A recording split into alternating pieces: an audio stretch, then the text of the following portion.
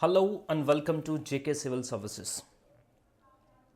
दोस्तों इस वीडियो में हम पढ़ेंगे environment, ecology and biodiversity. Basically ये पहला लेक्चर है हमारा। अगले 4, 5, 6 या 7 लेक्चर्स जो हमारे होंगे वो एनवायरनमेंट, इकोलॉजी एंड बायोडाइवर्सिटी पे होने वाले हैं। ठीक है, आपके सिलेबस के अकॉर्डिंग। ठीक है, चलो जी। अब इसमें आपको देखो क्या चीज़ें पढ़नी है। नंबर 1 आपको देखना है जी एनवायरनमेंट क्या होता है, इकोलॉजी क्या होता है, बायोडाइवर्सिटी क्या होती है। ठीक है, और एनवायरनमेंट में क्या क्या चीज़ें हमने पढ़नी है वो सब चीज़ें हम देखेंगे। तो मैं आपको थोड़ा सा समझाता हूँ। देखो, ठीक है, आज इस पर्टिकुलर वीडियो में, ये पहला लेक्चर है हमारा, क्या हम पढ़ेंगे? हम पढ़ेंगे what is environment.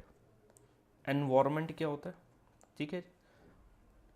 What is ecosystem, ये अक्सर आपने नाम सुना होगा। ठीक है, इकोसिस्टम क्या होता है।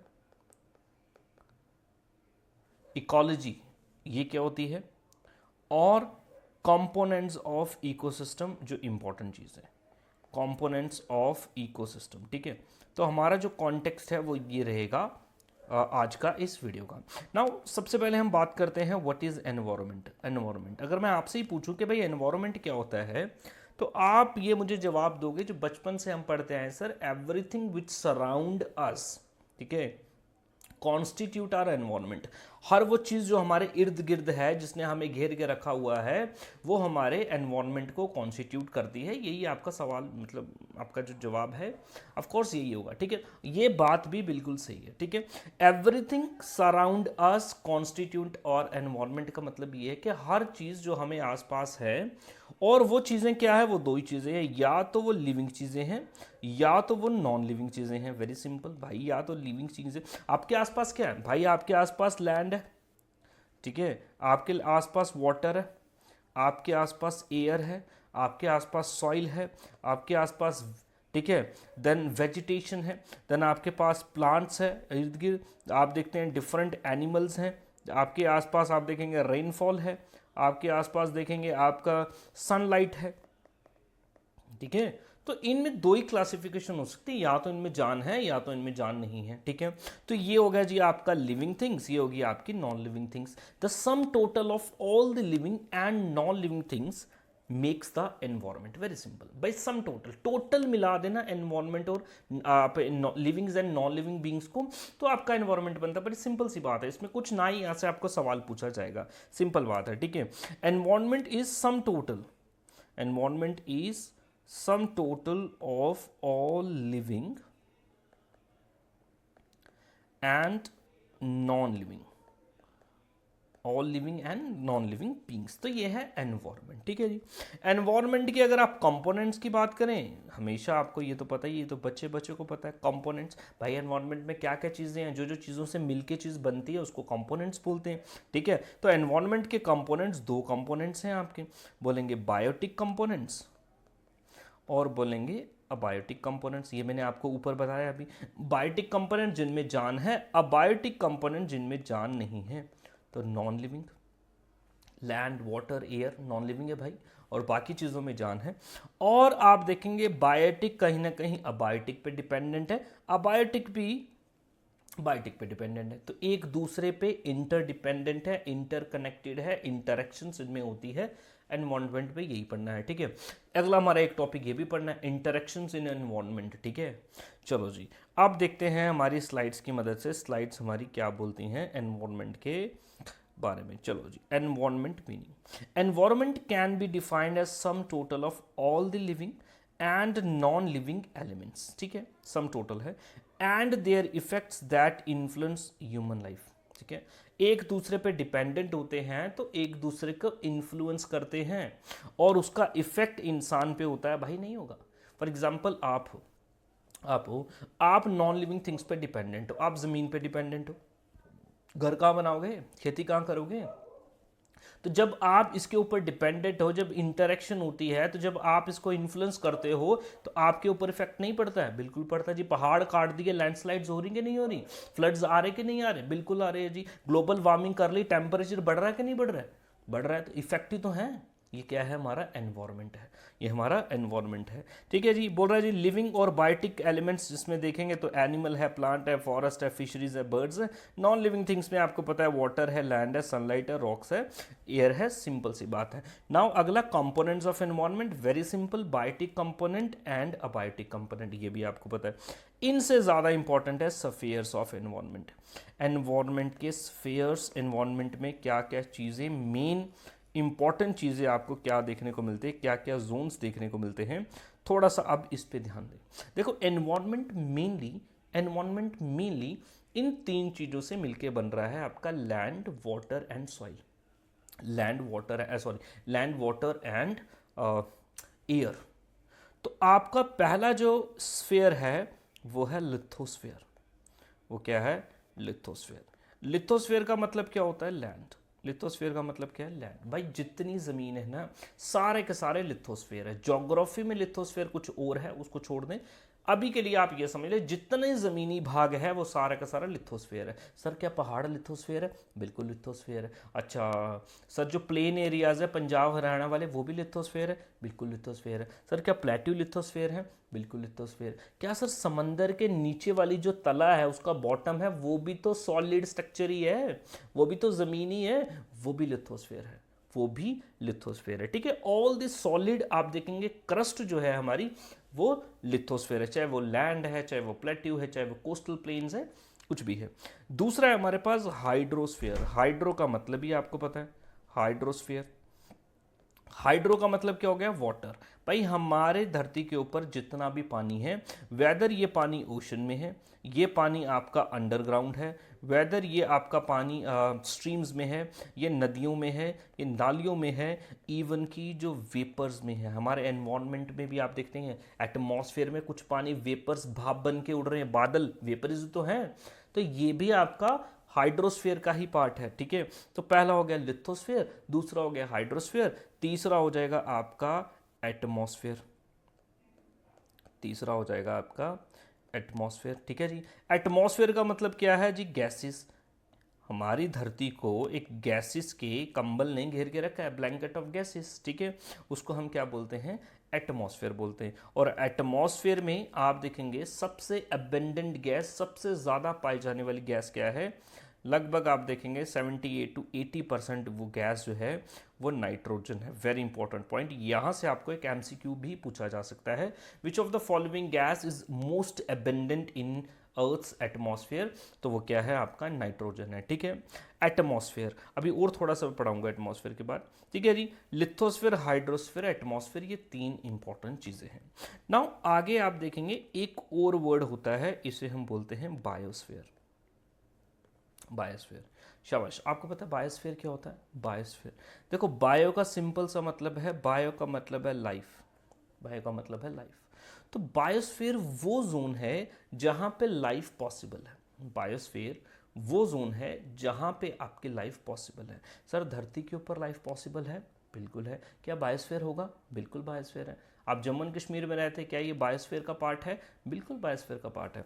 और लाइफ पॉसिबल कब होगी, लाइफ पॉसिबल तब होगी जब लैंड, वाटर और एयर तीनों का मिक्सचर आपको कहीं पे मिलता है। ठीक है, लैंड भी हो, वहाँ पे वाटर भी हो और वहाँ पे एयर भी हो। फॉर एग्जांपल मान लो जी आपको छोड़ दूंगा ऐसे प्लैनेट पे जहाँ पे लैंड है, वाटर है, हवा ही नहीं, तो सांस बिना सांस लिए रह लोगे, नहीं रह सकते। ठीक है, तभी तो धरती ही है जहाँ पे लाइफ पॉसिबल है और कहीं नहीं है। ठीक है, क्या समंदर जो है, क्या समंदर बायोस्फीयर है, बिल्कुल है। वहाँ पे भी लैंड है, वहाँ पे भी वाटर है और वहाँ पे एयर भी है, वो डिजॉल्व है। समझ रहे मेरी बात आप। तो इस बायोस्फीयर का मतलब क्या, a region where life is possible. धरती पूरी की पूरी एक बायोस्फीयर है, धरती पूरी की पूरी एक बायोस्फीयर है। तो हमने देखा लिथोस्फीयर, हाइड्रोस्फीयर, एटमॉस्फेयर, बायोस्फीयर। एक और टर्म आप लिखें, वो है क्रायोस्फीयर, वो है क्रायोस्फीयर, आपको ये भी पूछेगा। अगली टर्म है क्रायोस्फीयर। अब क्रायोस्फीयर का मतलब समझना, जितने भी स्नो कैप्ड एरियाज होते हैं ना, snow capped areas, snow capped areas का मतलब ये हो गया आपका, भाई जितने भी बर्फ से लदे हुए, बर्फ से जमे हुए जो इलाके हैं, जैसे कि आपके ग्लेशियर्स होते हैं, तो ग्लेशियर्स को हम क्रायोस्फीयर बोलते हैं, ठीक है, क्रायोस्फीयर। जहाँ पे भी वर्ड क्रायो आपको दिख गया ना, ठीक है, क्रायो वर्ड दिख गया और समझ लेना कहीं ना कहीं ये स्नो से रिलेटेड बात है, आइस से रिलेटेड बात है, तो वो हो जाएगा आपका ग्लेशियर्स। तो ये 5 इंपॉर्टेंट टर्म्स देखिए हमने, लिथोस्फीयर, हाइड्रोस्फीयर, एटमॉस्फेयर और आपका क्रायोस्फीयर एंड बायोस्फीयर, ठीक है। चलो जी, ये अभी हम देखेंगे, ये है स्फीयर्स ऑफ एन, लिथोस्फीयर लैंड, हाइड्रोस्फीयर वाटर सभी फॉर्म में, एटमॉस्फेयर जो गैसेज है, सबसे ज़्यादा गैस कौन सी है, नाइट्रोजन है, सबसे ज़्यादा गैस कौन सी है, नाइट्रोजन है, ठीक है जी। अगला है आपके पास biosphere, the zone of contact between above 3 spheres, इन तीनों स्फीयर का जोन जो है मिश्रण से ही आप देखेंगे बायोस्फीयर बनता है एंड लाइफ बिकम पॉसिबल। धरती ही अभी तक बायोस्फीयर है और कोई बायोस्फीयर बन नहीं पा रहा है, ठीक है। नेक्स्ट है आपका क्रायोस्फीयर, क्रायोस्फीयर आपके स्नो कैप्ड एरियाज होते हैं, ये आप समझें थोड़ा सा। नाउ एटमॉस्फेयर भी मैं थोड़ा सा आपका ध्यान जो है एटमॉस्फेयर भी लेके जाना चाहूँगा, अलग से भी मैं आपको थोड़ा समझाऊंगा एटमॉस्फेयर बाद में। एटमॉस्फेयर देखो, एटमॉस्फेयर में ना 5 लेयर्स होती हैं, कितनी लेयर्स होती हैं, 5 लेयर्स होती हैं। एटमॉस्फेयर में कितनी लेयर्स होती हैं, 5 लेयर्स होती है, ठीक है। नंबर 1 स्टार्ट से अगर आप देखिए, जहाँ पे हम खड़े हैं यहाँ से 10-15 किलोमीटर अगर आप ऊपर चले जाएं तो पहली लेयर होती है ट्रोपोस्फेयर, ठीक है जी, ट्रोपोस्फेयर। फिर देन 15 से अगर 50 किलोमीटर तक अगर आप देखें देन होती है आपकी स्ट्रेटोस्फेयर, देन होती है स्ट्रेटोस्फेयर। तीसरी होती है आपकी मीजोस्फेयर, फिर होती है मीजोस्फेयर। देन आपकी आ जाएगी थर्मोस्फेयर और फिर 5वीं आ जाएगी एक्सोस्फेयर, ठीक है। Troposphere, stratosphere, mesosphere, thermosphere, exosphere. Layer कितनी है, 5। पहली लेयर है ट्रोपोस्फेयर, आखिरी लेयर है एक्सोस्फेयर, मिडल लेयर है मीजोस्फेयर, आती भी मिडल में नाम में भी मीजोस्फेयर है, ठीक है, आती भी मिडल में नाम में भी मीजोस्फेयर है, ठीक है जी। स्ट्रेटोस्फेयर अगर आप थोड़ा सा याद करें, आपकी जो ओजोन लेयर होती है ना, ओजोन लेयर आपका टॉपिक भी तो होता है ना, ओजोन लेयर डिप्लीशन, तो ओजोन लेयर आपकी स्ट्रेटोस्फेयर में मिलती है। हम कहाँ पे रहते हैं, इंसान जो रहता है वो ट्रोपोस्फेयर में रहता है, ठीक है जी। चलो जी, थर्मोस्फेयर में आप देखेंगे फ्री फ्लोटिंग आयंस बड़े होते हैं, ठीक है, और यहाँ पे आपके ज़्यादातर सैटेलाइट्स जो है वो लॉन्च किए जाते हैं, बिकॉज यहाँ पे फ्री फ्लोटिंग आयंस की वजह से रेडियो कनेक्टिविटी जो है ये बहुत ज़्यादा बढ़ जाती है, ठीक है। रेडियो, आपका टेलीविजन सिग्नल्स, आपके मोबाइल फ़ोन सिग्नल्स, आपका जो इंटरनेट है, ये सारे के सारे सैटेलाइट्स जो होते हैं वो थर्मोस्फेयर में लॉन्च किए जाते हैं, याद रखना, ठीक है जी। तो मीजोस्फेयर आपकी मिडल लेयर, पहली लेयर। अच्छा, जीकेएसएस भी आपको एक सवाल कभी ये भी पूछेगा, याद रखना, वो आपको बोलेगा arrange the following from bottom to top, from top to bottom. अब बॉटम से टॉप जाने के लिए अरेंज करने के लिए बोलेगा, आपको सिंपल पता है, troposphere, stratosphere, mesosphere, thermosphere, exosphere, ठीक है। अच्छा, कुछ वर्ड आपने और देखे होंगे, सुने होंगे कभी, आपने एक टर्म सुनी होगी आइनोस्फेयर, तो थर्मोस्फेयर की ही एक लेयर होती है आइनोस्फेयर, क्योंकि यहाँ पे फ्री फ्लोटिंग आयंस होते हैं, ठीक है। चलो जी, तो थर्मोस्फेयर की एक लेयर होती है, ठीक। अगर वही बोल दिया टॉप से बॉटम की तरफ, देन बोलेंगे exosphere, thermosphere, mesosphere, stratosphere, troposphere. इस तरीके से आप इसको बोलेंगे, याद रखना। और ग्लोबल वार्मिंग का जो इवेंट है वो किस लेयर में आपको देखने को मिल रहा है, वो ट्रोपोस्फेयर में देखने को मिल रहा है। ग्लोबल वार्मिंग का जो पंगा चल रहा है ना, ठीक है जी। चलो जी, ये हमने देख लिया, ये हो गए लेयर्स ऑफ एटमॉस्फेयर भी देख लिया। तो लिथोस्फेयर, हाइड्रोस्फेयर, एटमॉस्फेयर, एटमॉस्फेयर की लेयर्स भी देख ली। कंपोजिशन की बात करें, सबसे ज़्यादा गैस यहाँ पे नाइट्रोजन है, देन उसके बाद आती है ऑक्सीजन, ऑक्सीजन, ठीक है जी। चलते हैं नेक्स्ट। नाउ ये देखा एनवायरनमेंट और उसके कंपोनेंट्स।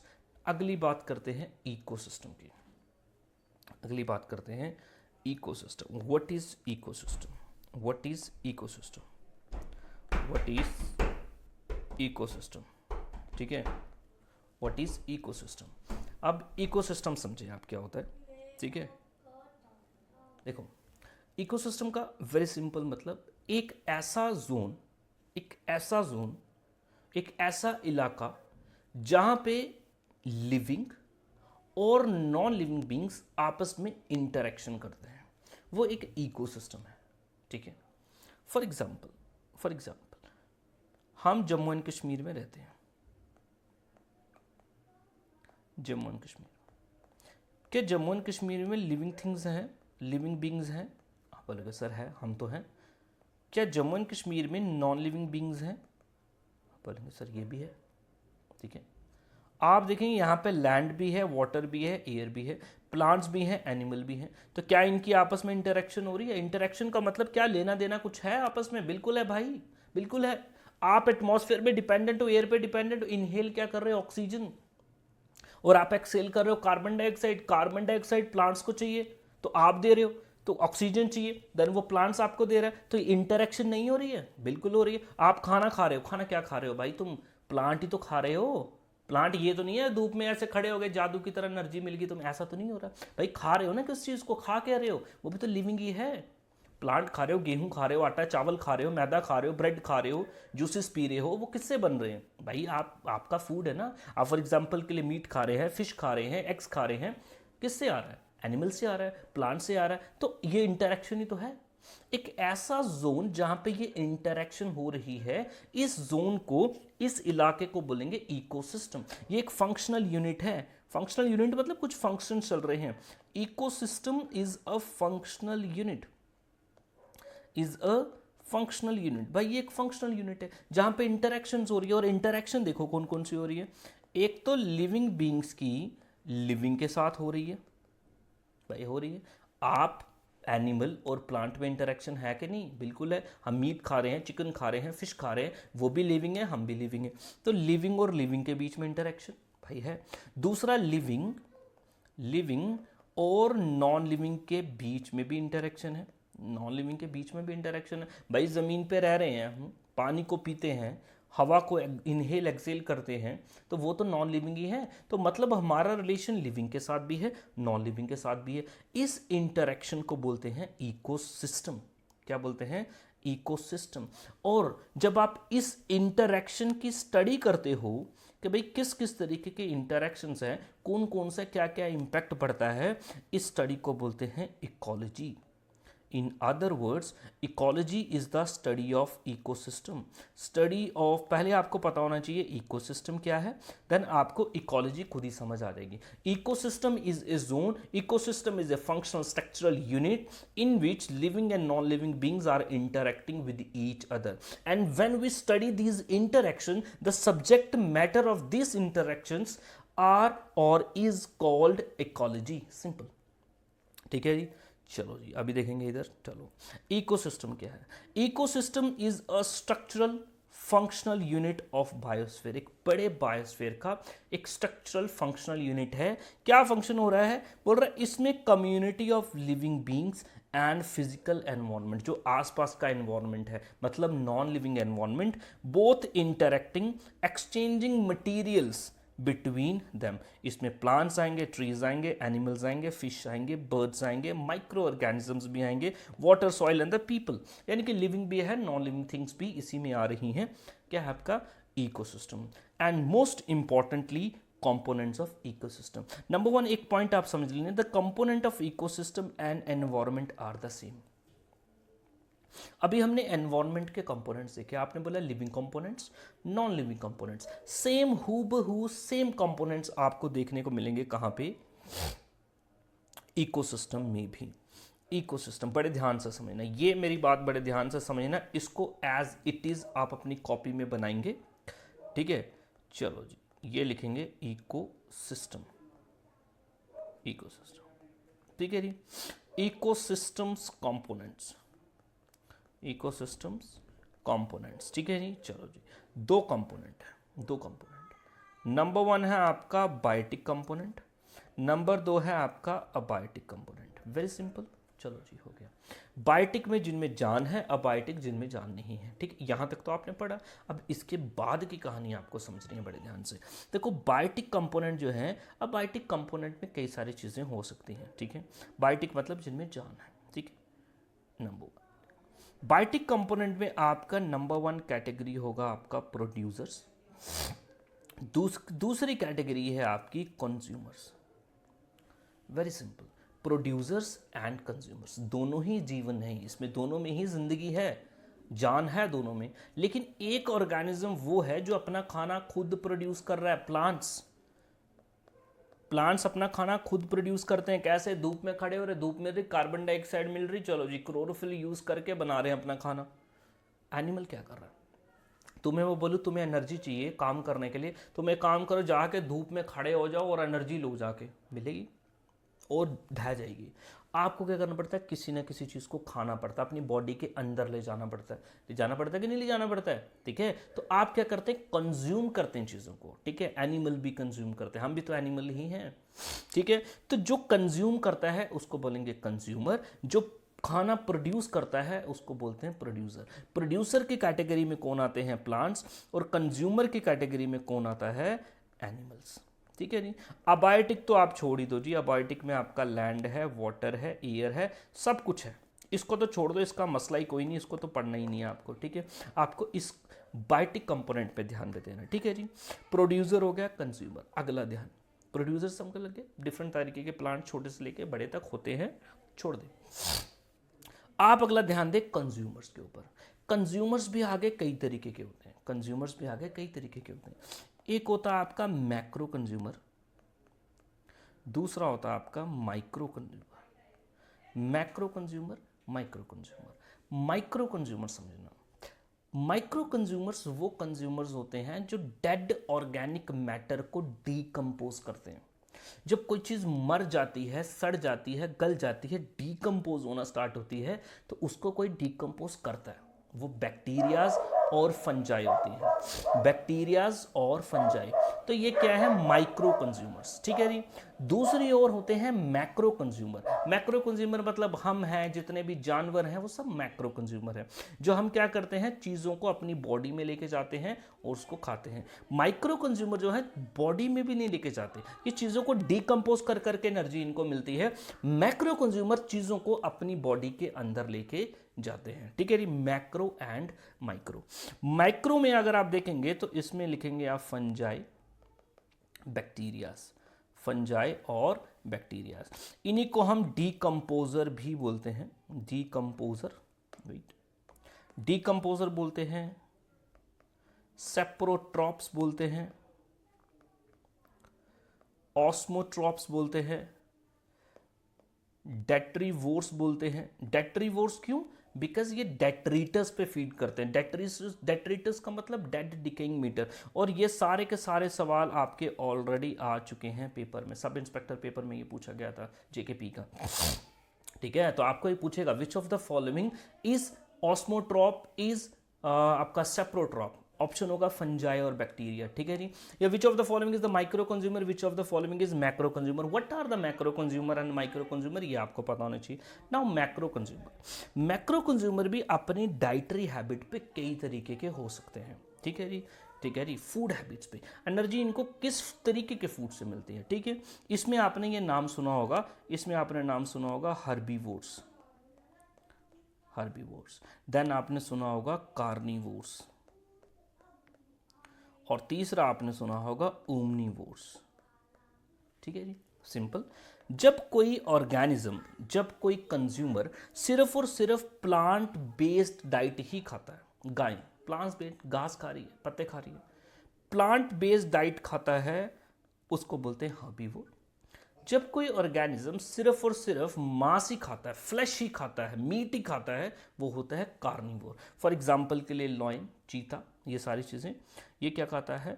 फ्लैश खाता है, मांस खाता है।